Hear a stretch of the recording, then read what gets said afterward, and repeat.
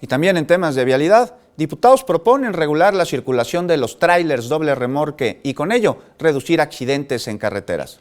Esta es la información.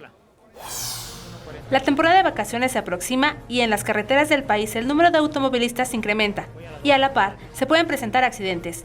Los vehículos de carga con doble remolque son los que pueden provocar más de 1.600 accidentes al año, por lo que legisladores piden regular la circulación de estos transportes para reducir los riesgos durante la temporada vacacional. Se pretende impulsar una iniciativa para que la Secretaría de Comunicaciones y Transportes no otorgue permisos a vehículos que excedan las 38 toneladas y se delimite su tránsito los días con mayor flujo vehicular en la red carretera. Pues yo creo que está bien porque luego vienen rápido y es cuando están los accidentes que se siguen, se quedan sin frenos.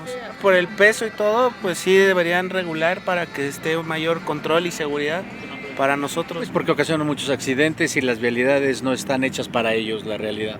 O sea, es un transporte muy largo y que nos pone en riesgo brutalmente. En México circulan por las carreteras más de 23,000 unidades de doble remolque, excediendo los estándares de carga permitidos.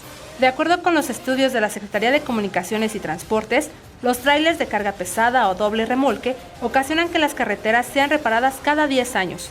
En países donde se han restringido la doble caja, las autopistas tienen una durabilidad de hasta 35 años. Pues muy bien, porque a cada rato en las casetas hay accidentes, ¿no? Entonces me parece lo más correcto, en otros países ya se hace.